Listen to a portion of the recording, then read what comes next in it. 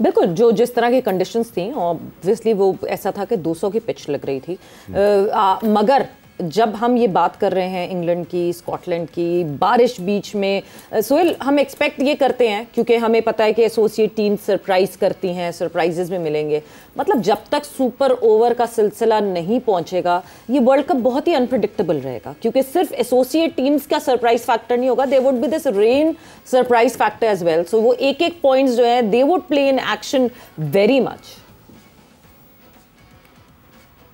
Well obviously especially Caribbean में तो ये आपको पता नहीं चलता कि एक कड़ाकेदार धूप निकली होती है और सडनली आपको पता भी नहीं चलता बारिश आ जाती है। तो वहाँ पे तो वेदर बहुत ही अनप्रेडिक्टेबल रहेगा वो, और रहता है स्पेशली दिन के टाइम पे वहाँ पे ज्यादा बारिश होती है, रात में कम होती है। रात के जो मैचेस होंगे उसमें शायद आपको कम देखने को मिले इंटरप्शन, बट जो दिन का टाइम होता है स्पेशली इन बारबाडोस, वहाँ पे दिन को तो तकरीबन हर दूसरे दिन बारिश होती है। होता ड्रिजल है समटाइम, बट होती जरूर है, क्योंकि वहाँ पे आपको पता ह्यूमिडिटी है, वो है ही सारे आइलैंड हैं, तो वहाँ पे बारिश की इंटरप्शन तो रहेगी और ये कॉस्ट कर सकती है। किसी भी इंपॉर्टेंट स्टेज पे आप हो, किसी बड़ी टीम का छोटी टीम के साथ मैच हो, उनको 2 पॉइंट चाहिए हो, तो सोचें अगर इस तरह जिस तरह कल इंग्लैंड के साथ हुआ तो ये क्वालिफिकेशन पे बहुत असरअंदाज हो सकती हैं। बट ये वो चीज़ें हैं जिसके ऊपर कोई भी टीम कंट्रोल कर नहीं सकती है, कंट्रोलेबल है। तो मेरा नहीं ख्याल आपको बहुत ज्यादा सोचने की जरूरत होगी, क्योंकि जो चीजें आपके कंट्रोल में नहीं है उसके ऊपर आप अपनी एनर्जी वेस्ट नहीं करते। ये सबके लिए है, अब वो टीम की होगी तो आप उसमें कुछ कर नहीं सकते। बाकी मैं बॉलिंग की जो बात हो रही थी, मेरे ख्याल में इंग्लैंड के लिए वो जो छठा ओवर किया क्रिस जॉर्डन ने, क्रिस जॉर्डन उनका रोल है जो हारिस रऊफ का है पाकिस्तान टीम में, और दोनों ही स्ट्रगल करते हैं जब पावर प्ले में बॉलिंग करनी पड़ती है उनको, तो वो हमेशा स्ट्रगल, मैंने जॉर्डन को हमेशा स्ट्रगल करते हुए देखा। Is very good at that, उनका स्पेशलिस्ट बॉलर है। और हारिस रऊफ की भी यही जॉब है, वो हम चीज़ें कहीं ना कहीं जाके रिलेट कर ही देते हैं पाकिस्तान के साथ।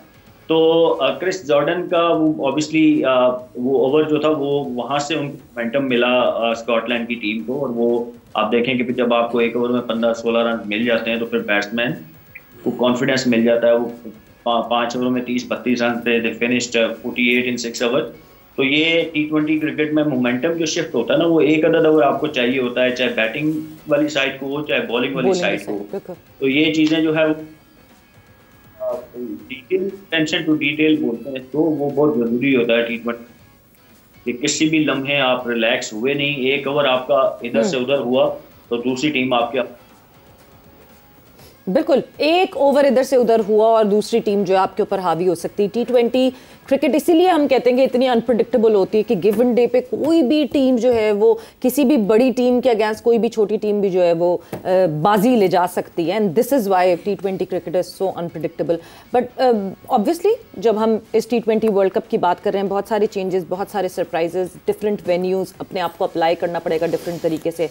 कौन सी टीम किसको सही तरह अप्लाई करेगी वो देखना पड़ेगा। रोहित शर्मा की कल प्रेस कॉन्फ्रेंस हुई, रोहित शर्मा ने उस प्रेस कॉन्फ्रेंस में क्या कहा कि किस तरह इंडिया को आयरलैंड के खिलाफ अप्लाई करना पड़ेगा, उसके हवाले से भी बात होगी आफ्टर द शॉर्ट ब्रेक। जोर का जोड़ में आपको खुश आमदीद कह रहे हैं। बात हम कर रहे हैं वर्ल्ड कप T20 चैंपियनशिप के कल खेले जाने वाले मैचेस के हवाले से, जिसमें स्कॉटलैंड ने हैरान किया इंग्लैंड को, और जिस अंदाज में उन्होंने रन स्कोर किए पहले दायरे में और उसके बाद जो 4-5 ओवर्स उन्होंने उसके बाद खेले, वो यकीनी तौर पर जो जितनी भी टीमें उनके ग्रुप की हैं उनको इन्होंने एक पैगाम ज़रूर दिया है कि अगर आप हमारे साथ कुछ हल्का सा भी मौका देंगे तो हम आपको जीतने की भरपूर तरीके से सलाहियत रखते हैं। और यहीं से एक चीज़ और भी निकलती है कि दुनिया की मुख्तलिफ़ टीमों में जो उनके ओपनिंग बैटर्स हैं, अगर आप उनको देखते हैं या मुख्तलिफ़ बल्लेबाजों को देखते हैं, तो जो शॉट्स की रेंज है एक तो वो बढ़ रही है वक्त के साथ साथ लोगों की, और एक जो बेखौफ क्रिकेट है पाकिस्तान में उसको लो वैल्यू विकेट के नाम पर कहकर किसी और तरफ लेकर जाया जाता है। लेकिन जो आप कंसिस्टेंसी देखते हैं दुनिया के दीगर मुल्कों के खिलाड़ियों में, वो ज़रा बेहतर नज़र आती है।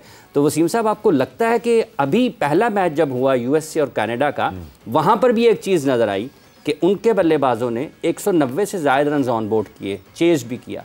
स्कॉटलैंड ने भी इसी तरीके से 10 ओवर्स में रन किए। तो पाकिस्तान, इन दोनों टीमों को अगर देखते हैं तो ये दोनों एसोसिएट कंट्रीज़ हैं। तो क्रिकेट की जो स्किल्स हैं अगर ये ममालिक हासिल कर रहे हैं तो उसका मतलब यह है कि एक तो क्रिकेट उन मुल्कों में फ़रोग पा रही है, लेकिन जो और मुल्क हैं, मतलब श्रीलंका को देख लें, स्ट्रगल कर रहे हैं, पाकिस्तान को देख लें, वो स्ट्रगल कर रहे हैं, बांग्लादेश को देखें, वो स्ट्रगल कर रहे हैं T20 फॉर्मेट में। तो ये जो एसोसिएट कंट्रीज़ हैं, फिर ये ज़्यादा सीरियस ले रहे हैं इस फॉर्मेट को। देखिए, इसमें अब स्किल्स तो डेफिनेटली इम्प्रूव कर रही हैं ये टीमें भी, स्पेशली बैटिंग के अंदर। बॉलिंग एक ऐसा शोबा है कि जिसमें अभी कोई भी एसोसिएट मेंबर ना आप नाम लेके नहीं कि यार उनकी बॉलिंग बड़ी तगड़ी है। बैटिंग की जहाँ बात आप करेंगे तो आपको अमेरिका भी अच्छी नज़र आ रही है, कनाडा भी अच्छी नज़र आ रही है, और उसके बाद नेपाल की भी बैटिंग हमें उतनी बुरी नज़र नहीं आई है। तो बॉलिंग इनका प्रॉब्लम है। अब वो जो बात आप कर रहे हैं ओपनर्स वाली या मिडिल ऑर्डर वाली, देखें वो हर टीम की सॉर्ट ऑफ अपनी एक स्ट्रेंथ है। हमारी स्ट्रेंथ अभी वो वाली नहीं है कि हम दायरे के जो ओवर्स हैं, जो पावर प्ले है, हम उसको उस तरह खेल सके जिस तरफ आप जाना चाह रहे हैं। एक तो उसमें हमने ट्राई भी किया, साइम को भी लेके आए कि वो चीज़ हम अचीव कर सकें, लेकिन बात फिर आ जाती है कि कंसिस्टेंटली कौन सी चीज़ आपकी चल रही है। अगर आपका बाबर रिजवान ही ओपन कर रहे थे और अच्छा एक आगाज़ दे रहे थे इन सेंस के, मतलब एक सॉलिड ओपनिंग पार्टनरशिप दे रहे थे कि मे बी नॉट इतने फायरवर्क्स वाली नहीं, तो उसके बाद आने वाले बैट्समैन फिर उसको वो कैरी ऑन कर रहे थे। तो हर टीम का थोड़ा सा अपना मेथड होता है, लेकिन अगर आप बड़ी पिक्चर्स देखते हैं लॉन्ग टर्म में आगे कैसे होगा, मतलब लॉन्ग टर्म ये हम 1 साल से यूज़ कर रहे हैं, तो आई थिंक ये मेथड हमें भी अपनाना होगा कि हमने शॉट्स की जो रेंज है वो बढ़ानी होगी हमें। तो आई थिंक जो बात होती है कि स्किल्स को हमने कैसे बढ़ाना, कैसे बढ़ाएंगे, आप सिर्फ खेल खेल के नहीं बढ़ेंगी, आपको नई चीज़ें सीखनी होती हैं। एक तो है ना कि आपकी जो शॉटें हैं आपने उनको और अच्छा कर लिया, लेकिन वो सेम शॉट ही रहेगी ना, सेम एरिया के अंदर ही वो जाएगी। तो एक ही बॉल को जब आप 2-3 डायरेक्शंस में खेलना शुरू करेंगे तो फिर वहाँ पे डिफरेंस आता है। कल जैसे मनसी को हमने देखा कि वो एक ही बॉल को वो इधर भी मार रहा था, इधर भी मार रहा था, इधर भी मार रहा था। That's the next level we need to achieve. कुछ बैट्समैन हमारे नीचे वाले उनमें है ये एबिलिटी, लेकिन ऊपर अगर हम देखते हैं तो जो एक प्रोसेस है उसको थोड़ा सा तेज़ अगर हो जाए हम, मतलब रिजवान को अगर आप देखें शुरू में जब आए थे कुछ शॉटें उनके पास नहीं थी, जो उसके बाद उन्होंने ये पिकअप शॉट अपना डेवलप किया, और उनका मेन वेपन इस टाइम पे वही है कि एनी लेंथ उनको जब मिलती है तो वो स्क्वायर लेग फाइन लेग के ऊपर से खेलते हैं। तो एक आध शॉट इस तरफ भी ऐड हो जाएगी तो फिर जो आपके गिले हैं शायद ये भी ये दूर हो सकते हैं। लेकिन अभी 1 ओवर की बात चल रही थी, उससे पहले रेन इंटरप्टेड मैचेस की बात चल रही थी। उसमें एक जो क्वेश्चन आता है कि देखें, अब जैसे कल स्कॉटलैंड को एक मैच मिल गया, उनकी आधी मेहनत हुई, ठीक है, चाहे वो 10 ओवर में उनके 50 रन भी होते, बारिश होगी तो पॉइंट उनको एक मिल जाना था। दूसरी तरफ अगर हम देखते हैं जी कि एक टीम जब मैच टाई करती है वो बड़ी मेहनत से करती है। सुपर ओवर में क्यों जाए लीग स्टेज के ऊपर? आई थिंक वो टीम डिजर्व करती है एक पॉइंट नॉकआउट स्टेज के ऊपर, जहाँ पे टीमों ने एडवांस करना है, आपको रिजल्ट चाहिए ही चाहिए।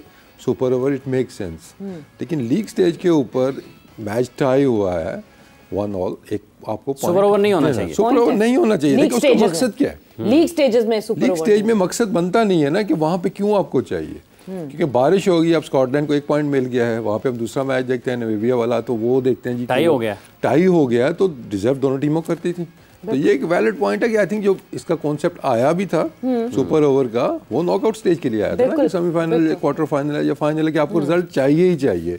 तो यहाँ पे आपको रिजल्ट तो नहीं चाहिए ना, कोई नेसेसरी नहीं है यहाँ पे। अगर वो आपको चाहिए ही चाहिए तो फिर जो आपकी बारिश वाले मैचेस हैं उसका भी नेमो बदल कोई होना चाहिए, एक्स्ट्रा टाइम उसका होना चाहिए या एक्स्ट्रा देर उसका होना चाहिए। तो आई थिंक ये एक डिबेट है। अब ये है सारा चक्कर तो व्यूअरशिप वाला जी। सुपर ओवर होगा तो दुनिया और ज़्यादा देखेगी, लेकिन अगर आप क्रिकेट के पॉइंट ऑफ व्यू से देखते हैं, टीम के पॉइंट ऑफ व्यू से देखते हैं, ब्रॉडकास्ट, तो आई थिंक इसमें थोड़ा सा बैलेंस लाने की ज़रूरत है कि लीग स्टेज के ऊपर आई डोंट थिंक के वहाँ पे सुपर ओवर होना चाहिए।